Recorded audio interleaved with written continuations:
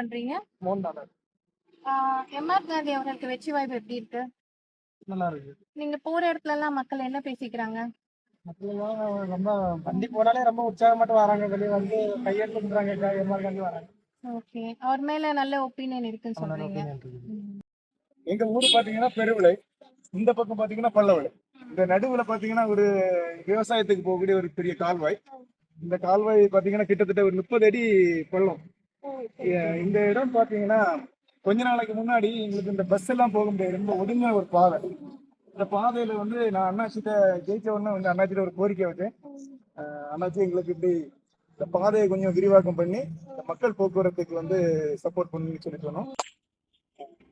காந்தி அண்ணாச்சி இந்த பாலம் எங்களுக்கு போட்டு தந்ததுனால பல்லவள மக்களும் சரி, பெருவிழா இருந்தாலும் சரி, இந்த உள்ள மக்களுக்கும் மற்றும் நம்ம மாவட்டத்தில் உள்ள மக்கள் எல்லாருமே இங்க வந்துட்டு போறாங்க. ஏன்னா மெடிக்கல் காலேஜ் இருக்கிறதுனால இந்த மக்களுக்கு எல்லாத்துக்குமே இது ரொம்ப யூஸ்ஃபுல்லா இருக்கு.